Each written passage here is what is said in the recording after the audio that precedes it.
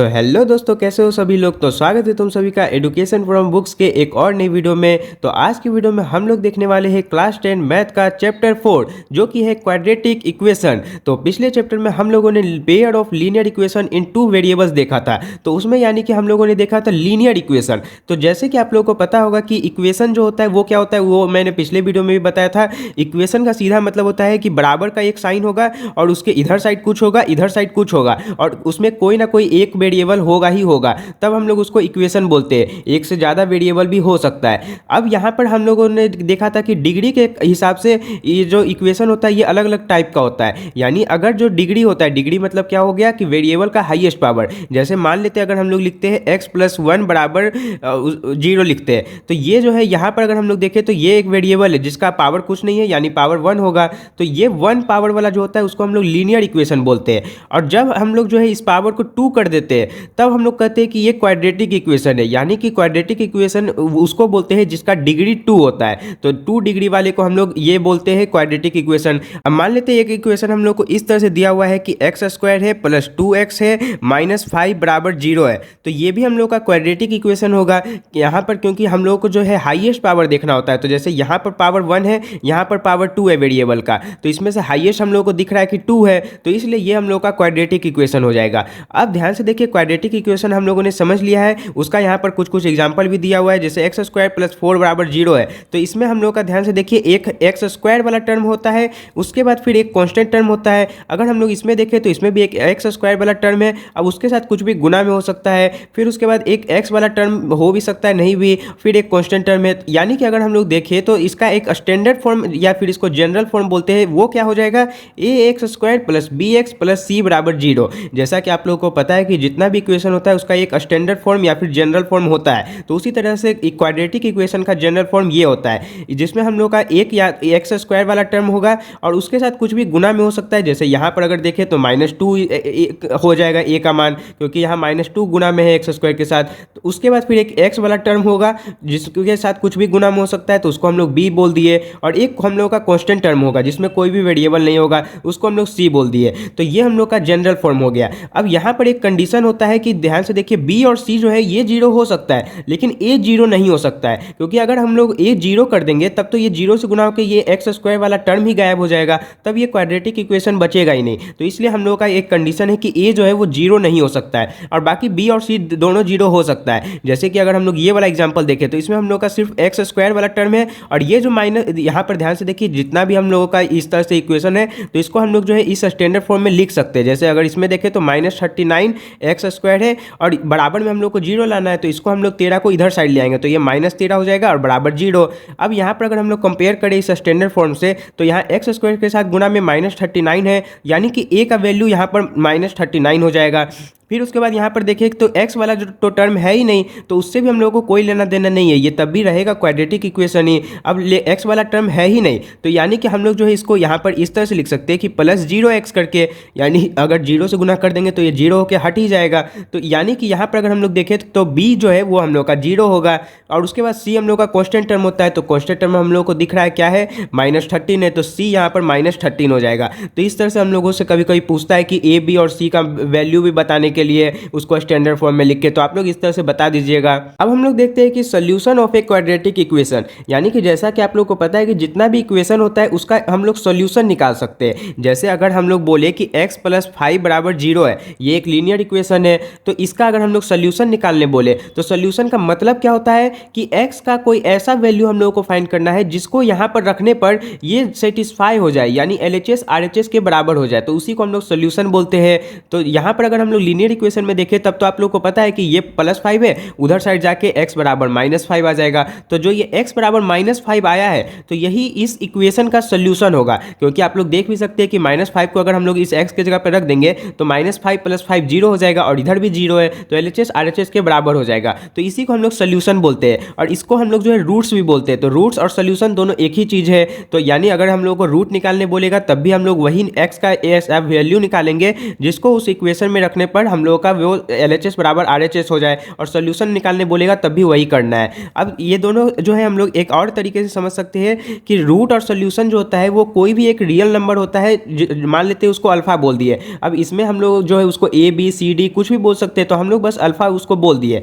तो ये अल्फा जो है वो क्वाड्रेटिक इक्वेशन का रूट कहलाएगा जब हम लोग जो है जब उस अल्फा को इस x के जगह पर रखेंगे तो 0 आ जाएगा, यानी कि LHS RHS के बराबर हो जाएगा। तब हम लोग कहेंगे कि वो जो है वो हम लोग का उस क्वाड्रेटिक इक्वेशन का रूट है या फिर सोल्यूशन है। तो यानी कि x बराबर अल्फा जो है, तो ये जो अल्फा होगा यही हम लोग का रूट या सोल्यूशन कहलाएगा। यानी इसमें अगर आपको अल्फा से ना भी समझ में आ रहा हो तो आप लोग बस इतना समझ लीजिए कि कोई भी क्वाड्रेटिक इक्वेशन दिया हुआ है, मान लेते हैं x² - 4 बराबर 0 दिया हुआ है, तो ध्यान से देखिए इससे क्या होगा कि x² - 4 बराबर 0 है, तो यहाँ पर हम लोग का क्या हो जाएगा, तो x का कोई ऐसा वैल्यू बताना है जिसको यहाँ पर रखने पर ये LHS और RHS बराबर हो जाए। तो इसको हम लोग जो है खुद से सोच भी सकते हैं। जैसे अगर हम लोग यहाँ पर मान लेते हैं x का मान 2 लेते हैं, तो ध्यान से देखिए 2 का स्क्वायर 4 हो जाएगा और 4 - 4 0 हो जाएगा। तो एक इसका सोल्यूशन जो है x बराबर हम लोग का 2 आ जाएगा, क्योंकि 2 रखने पर यहाँ पर हम लोग का क्या हो रहा है, LHS RHS के बराबर हो रहा है। तो ये एक सोल्यूशन हो गया। अब अगर हम लोग ध्यान से देखें तो हम लोग -2 भी रखेंगे अगर x की जगह पर, तब भी ये सेटिस्फाई हो जाएगा, क्योंकि -2 का स्क्वायर करेंगे तब भी 4 होगा और 4 - 4 0 हो जाएगा। यानी हम लोग क्या देखें कि यहाँ पर x बराबर -2 भी इसका एक सोल्यूशन है। तो यहाँ पर आप लोगों को एक बात याद रख लेना है कि जो क्वाड्रेटिक इक्वेशन होता है उसका हम लोग का एट मोस्ट 2 रूट्स हो सकता है। यानी कि अगर हम लोग लीनियर इक्वेशन का बात करें तो जिसमें डिग्री 1 होता है, तो इसलिए उसका जो सोल्यूशन होगा वो केवल एक ही होगा। जैसे यहाँ पर इस लीनियर इक्वेशन का हम लोग देखे थे कि सिर्फ एक ही सोल्यूशन निकला था, लेकिन जो हम लोग का क्वाड्रेटिक इक्वेशन होता है वो डिग्री 2 वाला होता है, इसलिए इसका जो है एट मोस्ट 2 रूट्स होता है। यानी जरूरी नहीं कि हर बार 2 रूट हो ही, एक रूट भी हो सकता है, लेकिन 2 रूट से ज़्यादा कभी भी नहीं होगा। तो ये आप लोग को याद रखना है। अब यहाँ पर एक और बात भी है, जैसे हम लोग लिखते हैं x² + 4 बराबर 0। अब यहाँ पर x का कोई एक ऐसा वैल्यू आप लोग बताइए जिसको यहाँ पर रखने पर ये सेटिस्फाई हो जाए। तो अगर आप लोग ध्यान से देखें तो ये कभी भी सेटिस्फाई होगा ही नहीं, क्योंकि x का कोई भी हम लोग वैल्यू नहीं सोच सकते हैं जिसको यहाँ पर रखने पर ये बराबर में 0 आ जाए। क्योंकि अगर हम लोग यहाँ पर 2 रखेंगे तब तो 2 2 जा 4 हो जाएगा और 4 + 4 8 हो जाएगा। अगर -2 भी रखेंगे तब भी उसका स्क्वायर 4 ही होगा और 4 + 4 0 ही हो जाएगा, 4 + 4 8 ही हो जाएगा, तो 0 के बराबर नहीं आएगा। यानी कि अगर हम लोग देखें तो ये एक इस टाइप का इक्वेशन हो गया क्वाड्रेटिक इक्वेशन जिसका कोई सोल्यूशन नहीं है। तो इसलिए मैंने आप लोगों को बता दिया है कि जरूरी नहीं कि हर बार 2 रूट हो ही हो या 2 सोल्यूशन हो ही हो, एक भी हो सकता है और नहीं भी हो सकता है। जैसे इस टाइप का जो क्वाड्रेटिक इक्वेशन है इसका एक भी सोल्यूशन नहीं है। अब हम लोग जो है देखते हैं कि क्वाड्रेटिक इक्वेशन का सोल्यूशन या फिर रूट जिसको बोलते हैं वो हम लोग निकालते कैसे। तो ध्यान से देखिए, इसका जो है हम लोग 3 तरीका देखने वाले इस वीडियो में, जिसमें से 2 तरीका तो अभी भी एनसीईआरटी में है, लेकिन जो तीसरा तरीका था कंप्लीटिंग द स्क्वायर मेथड वो हटा दिया गया है, लेकिन फिर भी हम लोग उसको देखेंगे इस वीडियो में, और वो ज़्यादा बड़ा टॉपिक भी नहीं है तो उसे हम लोग जल्दी से कवर कर लेंगे। तो सबसे पहला जो तरीका होता है सोल्यूशन निकालने का वो होता है फैक्टराइजेशन मेथड, और इसको आप लोग जो है splitting the middle term method के नाम से भी जानते होंगे। तो ये आप लोग क्लास 9 में भी बहुत बार पढ़ चुके हैं, लेकिन इस बार हम लोग जो है एक वापस इसको रिवीजन कर लेते हैं।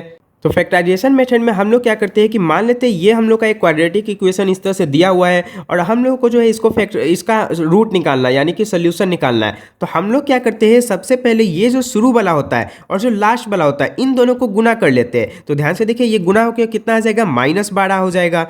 और जो बीच वाला टर्म होता है यानी जो x वाला टर्म होता है उसको हम लोग एक तरफ लिख लेते हैं। जैसे यहाँ पर देखें तो कुछ नहीं है यानी -1 है, तो ये 2 इस तरह से नंबर हम लोग को मिलता है। अब हम लोग को क्या करना होता है कि कोई 2 नंबर सोचना होता है जिसको गुना करने पर -12 आ जाए, यानी जो इन दोनों को गुना करने पर आया था, और जोड़ने पर ये आ जाए जो कि बीच में था। इस तरह से हम लोग को 2 नंबर सोचना होता है। तो अगर हम लोग ध्यान से देखें तो यहाँ पर सबसे पहले ऐसा 2 नंबर ढूंढना है जिसको गुना करने पर -12 आए और जोड़ने पर -1 आए। तो अगर हम लोग सोचे तो यहाँ पर 4 और 3 लेते हैं, 4 और 3, तो हम लोग को दिख रहा है कि इन दोनों को घटाकर 1 भी आ जाएगा, और फिर यहाँ पर हम लोग देखें तो हम लोग का -12 भी आ जाएगा गुना करने पर। लेकिन अब हम लोग को ये देखना है कि हम लोग को माइनस को इसको बनाना है, तो जो बड़ा वाला नंबर है उसको माइनस में कर देंगे। यानी हम लोग का जो 2 नंबर मिला वो -4 और 3 मिल गया, और इधर भी -4 और 3 मिल गया। तो आप लोग देख सकते हैं -4 × 3 -12 भी हो रहा है, और -4 + 3 जो है वो -1 भी हो रहा है। तो यही वो 2 नंबर है। अब हम लोग क्या करते हैं, जो बीच वाला जो टर्म होता है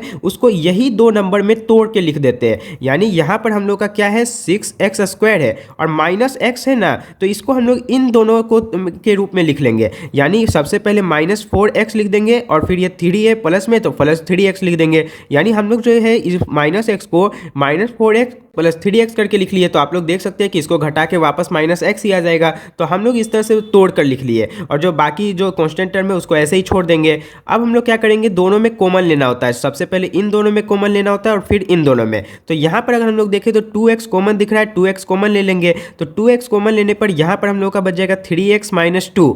और उसके बाद फिर अब इन दोनों में भी हम लोग कॉमन ले लेंगे। तो ध्यान से देखिए इन दोनों में कुछ कॉमन तो है ही नहीं, तो हम लोग सिर्फ +1 कॉमन ले लेंगे। तो उससे हम लोग का हो जाएगा 3x माइनस 2 और बराबर में हम लोग का है 0।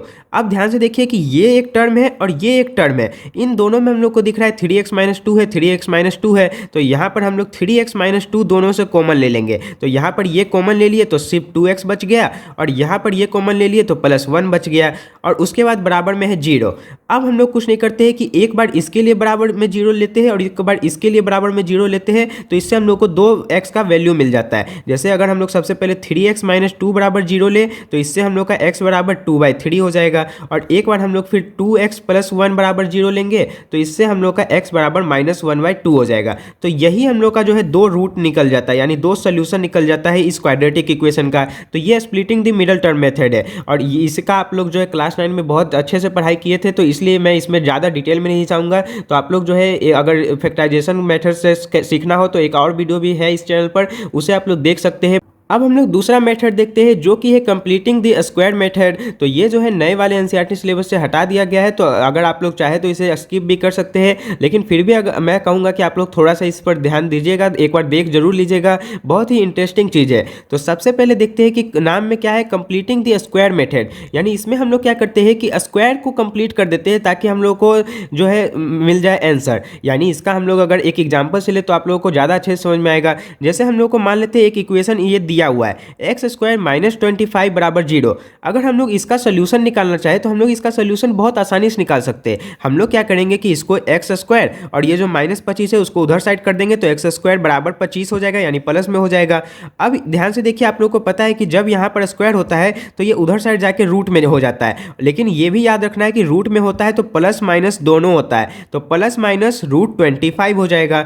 और जब हम लोग इसको सॉल्व करेंगे तो √25 आप लोग को पता है 5 होता है, तो यानी ये +-5 हो जाएगा। क्योंकि आप लोग इसको फिर इस तरह से देख भी सकते हैं कि अगर +5 लेते हैं x का मान तो +5 लेने पर भी ये 5 का स्क्वायर 25 हो जाएगा, 25 माइनस 25 0 हो जाएगा। और अगर -5 लेंगे तब भी -5 का स्क्वायर 25 हो जाएगा और -25 0 हो जाएगा, यानी LHS बराबर RHS दोनों में हो जाएगा। तो इसलिए हम लोग का जो दो वैल्यू आया x का वो क्या आ गया, एक -5 और एक +5। तो ये इस तरह से हम लोग जो है कितना आसानी से निकाल लिए इसका, क्योंकि हम लोग को क्या था यहाँ पर स्क्वायर कंप्लीट हो गया था। अब एक और एग्जांपल लेते हैं ये वाला। तो इसमें x-5 का स्क्वायर है -36 बराबर 0 है। अब इसमें हम लोग क्या किए, सबसे पहले -36 को उधर साइड कर दिए तो इसमें भी 36 हो गया।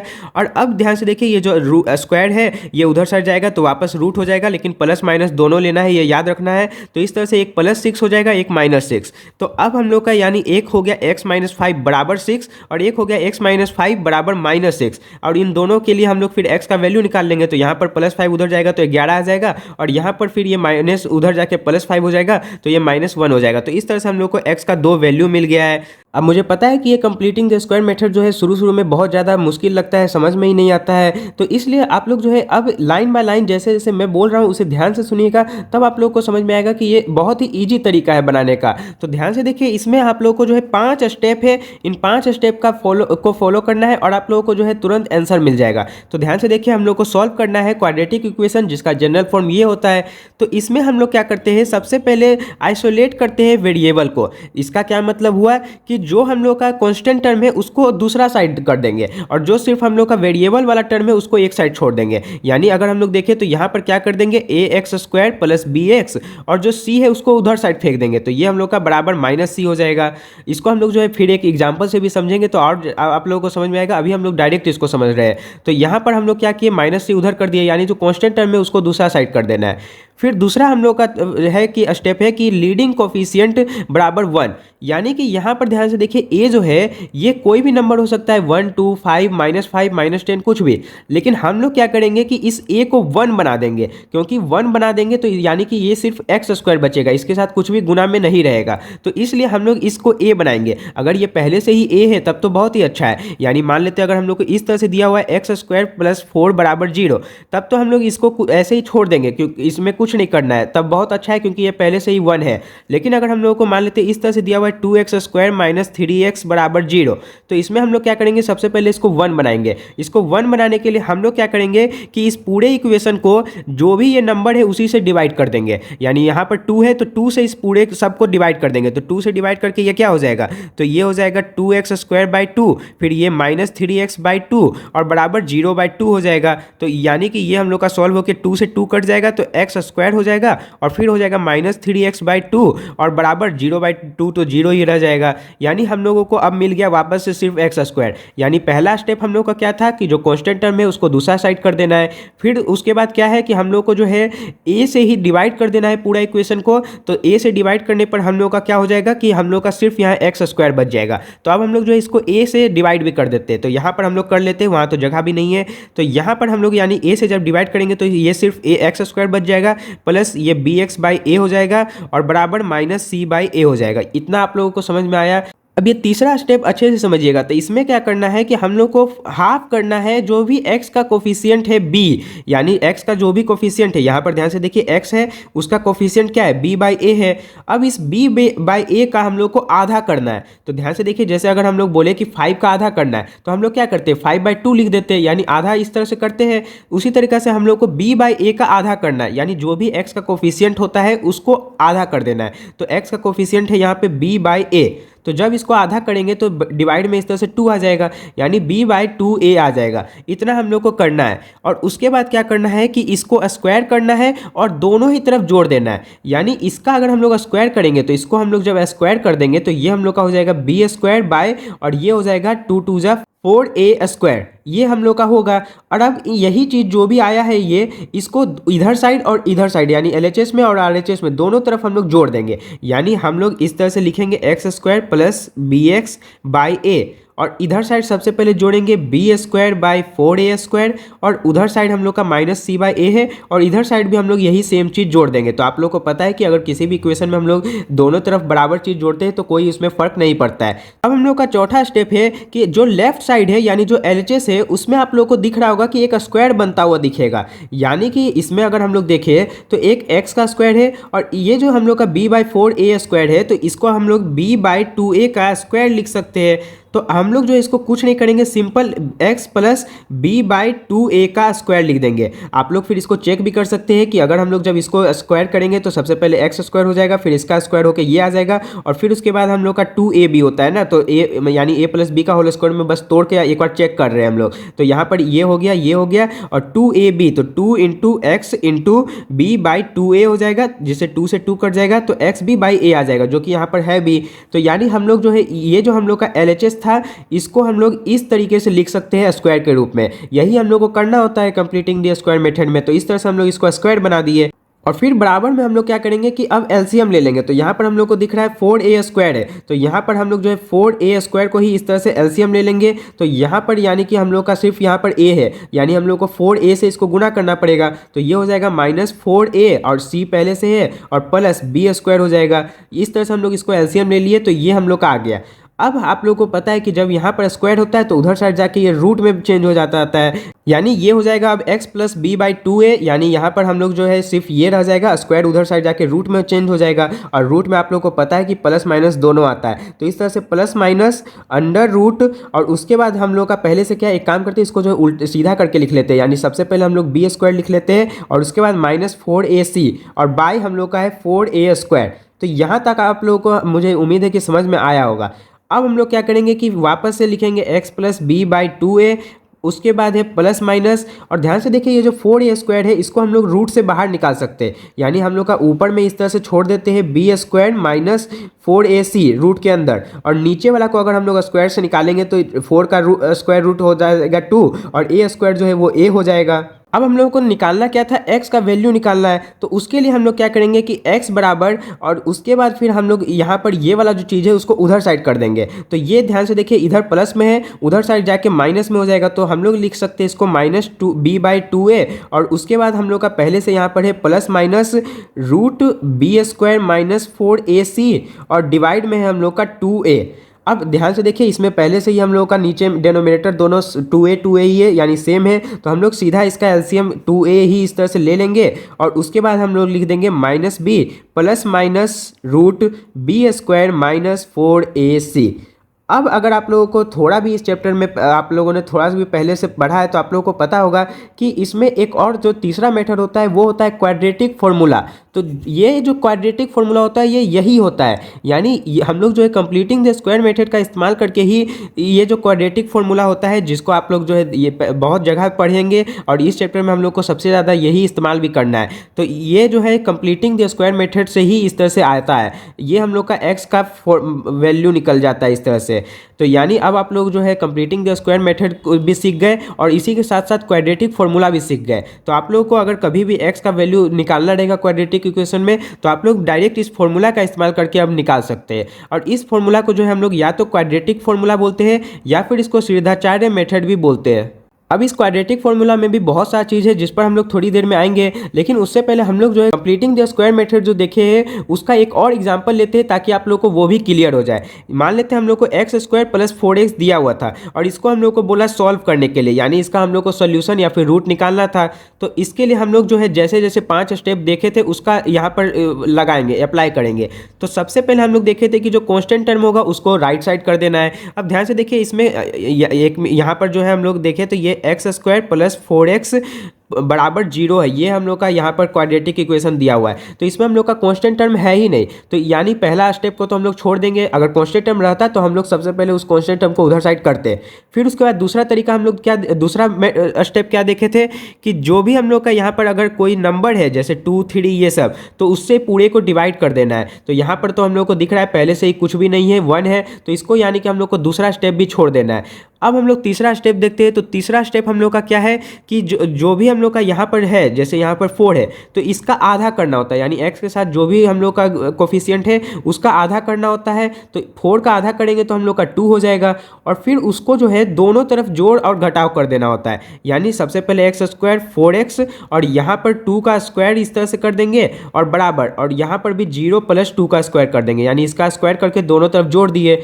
अब यहाँ पर हम लोग को दिख रहा है कि ये जो है ये x प्लस 2 का स्क्वायर बन रहा है, क्योंकि x प्लस 2 का स्क्वायर करेंगे तो x square plus 4x plus 2 square आ जाएगा और फिर बराबर, और यहाँ पर हम लोग का 2 2 जा 4 हो जाएगा, यानी ये 4 आ गया है। और अब हम लोग वापस वही काम करेंगे, x प्लस 2 है और ये रूट स्क्वायर उधर साइड जाएगा तो प्लस माइनस रूट अंडर 4 हो जाएगा। और ये इस तरह से हम लोग का यानी कि प्लस माइनस 4 जो है आंसर आ जाएगा और x बड़ा यहाँ पर है x प्लस 2, और फिर अब वापस से x जो है वो यहाँ पर -2 उधर जाएगा तो एक हम लोग का जो है यानी +4 -2 हो जाएगा और दूसरा हम लोग का क्या हो जाएगा -4 -2। तो ये हम लोग का 2 सोल्यूशन निकल गया, यानी एक हो गया हम लोग का 2 और एक हो गया -6। तो इस तरह से हम लोग जो है कंप्लीटिंग द स्क्वायर मेथड का इस्तेमाल करते हैं। एक और जल्दी से हम लोग एग्जांपल लेते हैं जो हम लोगों ने शुरू में देखा था फैक्टराइजेशन मेथड में, इसी को हम लोग अब कंप्लीटिंग द स्क्वायर मेथड से सॉल्व करके देखते हैं। तो इसमें अगर हम लोग देखें तो सबसे पहला स्टेप क्या था कि जो भी हम लोग का कांस्टेंट टर्म है उसको दूसरा साइड कर देना है। तो यहाँ पर हम लोग जो है इसको सॉल्व कर लेते हैं। तो 6x स्क्वायर है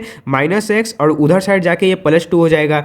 अब हम लोग को दूसरा स्टेप क्या था कि यहाँ पर कुछ भी अगर नंबर है तो उसी नंबर से पूरे इक्वेशन को डिवाइड कर देना है। तो यहाँ पर यानी हो जाएगा x स्क्वायर डिवाइड में 6 हो जाएगा, तो यहाँ पर डिवाइड में 6 होगा तो -x/6 हो जाएगा और यहाँ पर डिवाइड में 6 होगा तो 2/6 हो जाएगा, यानी इसको हम लोग चाहे तो काट कर 1/3 भी लिख सकते हैं। फिर उसके बाद दूसरा स्टेप क्या था कि x के साथ जो भी गुना में, तो यहाँ पर गुना में हम लोग का क्या है -1/6 है, तो इसका हम लोग को सबसे पहले आधा करना होता है। तो इसका आधा करेंगे तो ये 1/12 हो जाएगा, यानी डिवाइड में गुना 2 होगा और उसके बाद फिर ये 6 2 12 हो जाएगा। तो ये हम लोग का आया है और फिर दूसरा इसको स्क्वायर कर देना होता है, यानी यहाँ पर हो जाएगा x स्क्वायर -x/6 और इसका स्क्वायर करेंगे तो ये हम लोग डायरेक्ट इसको इस तरह से ही अभी के लिए लिख के छोड़ देंगे और इसका स्क्वायर है, और बराबर में भी हम लोग यही सेम चीज़ को जोड़ देंगे, यानी 1/3 पहले से था और माइनस नहीं प्लस करना था ना, दोनों तरफ हम लोग को जोड़ना होता है ये सेम चीज़ को। तो यहाँ पर इस साइड जोड़ दी है और इस साइड भी हम लोग यहाँ पर जोड़ देंगे 1/12 का स्क्वायर। अब उसके बाद हम लोग क्या करेंगे कि सबसे पहले अगर देखें तो यहाँ पर हम लोग को दिख रहा है कि LHS में ये हम लोग का x प्लस 1/6 का जो है 1/6 नहीं 1/12 का जो है स्क्वायर बन रहा है। यानी यहाँ पर हम लोग का ये x प्लस 1/12 का स्क्वायर बन गया है और बराबर, और इसको फिर हम लोग सॉल्व कर देंगे तो ये है 1/3 प्लस और ये हो जाएगा 1 और 12 का स्क्वायर कितना होता है 144 होता है। अब इसको हम लोग जो है और फर्दर सॉल्व करेंगे तो ये हो जाएगा x प्लस 1/12 का स्क्वायर और फिर बराबर, और उसके बाद यहाँ पर ये हो जाएगा 144 है, 4 4 8 1 9, यानी इसका अगर एलसीएम लेंगे तो वो 144 हो जाएगा। फिर अब 3 से कितना से गुना करेंगे तो 4 3 जा 12 और 8 3 जा 24, 48 से, तो यानी ऊपर हम लोग का हो जाएगा 48 और प्लस 1 यानी 49/144 हो जाएगा। तो ये हो गया हम लोग का यानी कि x प्लस 1/12 बराबर 49/144। अब हम लोगों को क्या करना होता है, यहाँ पर सॉरी स्क्वायर भी है तो ये स्क्वायर है। अब ये जो स्क्वायर है वो उधर साइड जाएगा तो रूट में चेंज हो जाएगा, तो ये हो जाएगा x प्लस 1/12 बराबर √49/144, और साथ में प्लस माइनस भी लगाना है, यानी प्लस में भी आंसर आएगा और माइनस में भी। अब इसको अगर हम लोग देखें तो ये 49 जो होता है ये 7 का होता है, यानी इसको हम अगर हम लोग देखें तो ये 7 हो जाएगा और नीचे तो ये हम लोग का 12 हो जाएगा, और ये दोनों प्लस माइनस में, यानी इसको अगर हम लोग इस तरह से सॉल्व कर लिए तो ये आ गया है। अब हम लोग कुछ नहीं करेंगे, ये जो 1/12 है इसको उधर साइड कर देंगे तो x का वैल्यू मिल जाएगा, यानी इससे हम लोग का एक x का वैल्यू मिलेगा क्या, एक है 7/12, हम लोग सबसे पहले मान लेते हैं प्लस वाला लेते हैं, और ये उधर साइड जाके माइनस हो जाएगा तो माइनस 1/12 हो जाएगा, तो ये हम लोग का यानी कि 6/12 हो जाएगा, और 6/12 को हम लोग लिख सकते हैं 2/3, तो ये 2/3 आ गया। फिर उसके बाद एक बार हम लोग जो है -7/12 ले लेंगे, और ये फिर उधर जाके -1/12 होगा, तो ये हम लोग का -8/12 हो जाएगा, और -8/12 को हम लोग क्या लिख सकते हैं 4 2 जा 8 4 3 जा 12, यानी -2/3। इसमें कहीं पर तो गलती हुआ है क्योंकि ये थोड़ा सा तो गलत आंसर आ गया, 1 मिनट हम लोग को चेक करना पड़ेगा। तो सबसे पहले हम लोगों ने जो है क्या किया था, जो कांस्टेंट टर्म था उसको दूसरे साइड किया था, फिर उसके बाद हम लोगों ने जो 6 से पूरे इक्वेशन को डिवाइड किया था तो ये आ गया। उसके बाद फिर हम लोगों ने जो b था यानी कि जो x का कोफिशिएंट था उसका आधा किया तो ये 1/12 हो गया, और फिर इसको हम लोगों ने स्क्वायर कर दिया, तो और उसके बाद दोनों तरफ जोड़ दिया, एक बार इधर भी और एक बार इधर साइड भी जोड़ दिया। अच्छा यहाँ पर ध्यान से देखिए -x/6 है, तो ये जो है ये x प्लस नहीं बल्कि x माइनस 1/12 का स्क्वायर होगा। यहाँ पर अगर माइनस है तो यानी अगर आप लोग इसको देख भी सकते हैं, जब 2ab करेंगे तो ये माइनस में आ जाएगा, यानी ये हम लोग का जो है a माइनस b का होल स्क्वायर में बैठ रहा है, ना कि a प्लस b का होल स्क्वायर में। तो यहाँ पर भी हम लोग का x माइनस 1/12 हो जाएगा, फिर यहाँ पर भी x माइनस 1/12 हो जाएगा। तो इस तरह से अब हम लोग जो इसको सॉल्व करेंगे तो सही आंसर आना चाहिए, तो यहाँ पर फिर यहाँ पर भी x माइनस 1/12 हो जाएगा।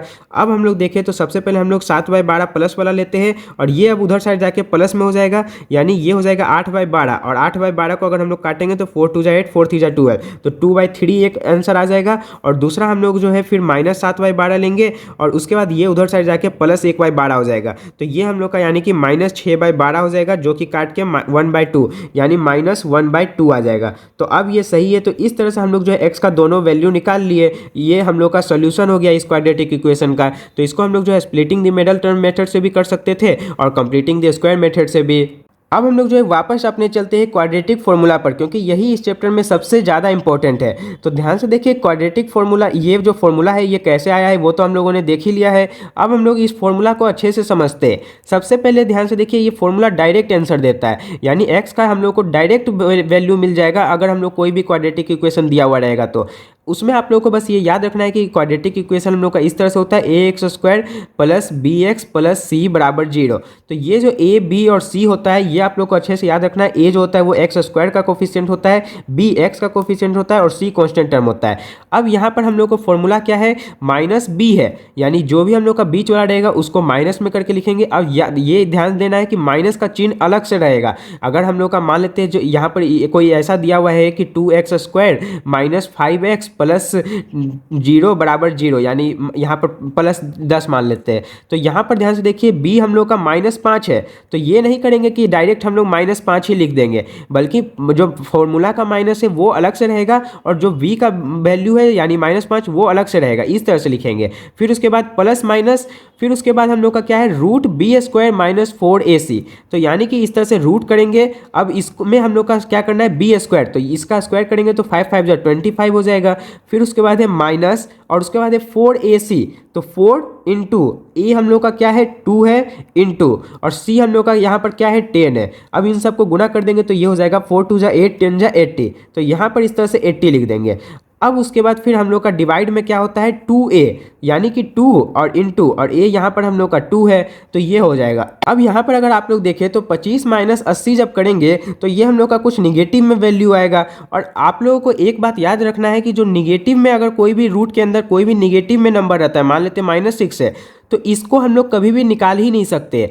ये जो होता है ये इमेजिनरी नंबर कहलाता है, ये रियल नंबर होता ही नहीं है। तो इसलिए इसका हम लोग का ये जो क्वाड्रेटिक इक्वेशन है इसका एक भी सोल्यूशन होगा ही नहीं, यानी इसका हम लोग कोई भी सोल्यूशन नहीं निकाल सकते। तो इसी के लिए हम लोग जो है एक और तरीका होता है पता करने का कि किस क्वाड्रेटिक इक्वेशन का सोल्यूशन निकलेगा किसका नहीं।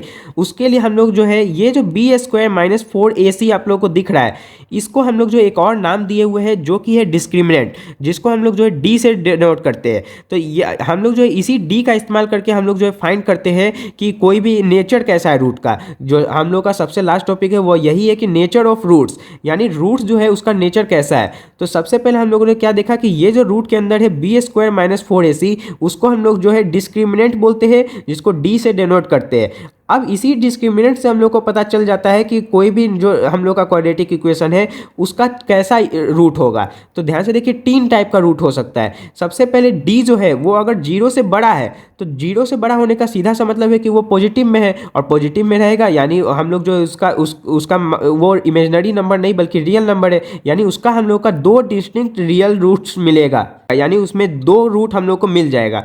अगर डी जो है वो 0 आएगा, यानी बी स्क्वायर माइनस 4ac हम लोग सबसे पहले करेंगे, अगर वो 0 आ गया तब हम लोग कहेंगे कि 2 इक्वल रियल रूट्स मिलेगा, यानी जो हम लोग को 2 रूट मिलता है एक्स का जो है 2 वैल्यू मिलता है इस तरह से, तो दोनों ही बराबर होगा अगर डी 0 रहेगा तो। और तीसरा है हम लोग का कि डी अगर 0 से छोटा है, तब आप लोगों ने देखा भी था यहाँ पर कि डी 0 से छोटा है यानी वो निगेटिव में है, और निगेटिव वाला तो फिर इमेजिनरी में चल जाएगा, तो इसका हम लोग का नो रियल रूट्स होगा। तो ये आप लोग को याद रखना है, डी जो है वो अगर 0 से बड़ा है तो 2 डिस्टिंक्ट रियल रूट्स, डी अगर 0 के बराबर है यहाँ पर, यानी ध्यान से देखिए अगर 0 के बराबर होगा तो 2 रियल रूट्स मिलता ही कैसे है, जब यहाँ पर प्लस और माइनस दोनों चिन्ह रहता है तो, और यहाँ पर अगर प्लस माइनस और 0 ही हो जाएगा तब तो +0 बोले या -0 दोनों एक ही बात हो जाएगा। तो इसलिए हम लोग को जो है दोनों ही रूट जो मिलेगा, दोनों ही आंसर वो बराबर होता है। और अगर डी जो है वो 0 से छोटा हो तब तो वो निगेटिव में चल जाएगा, तो नो रियल रूट्स।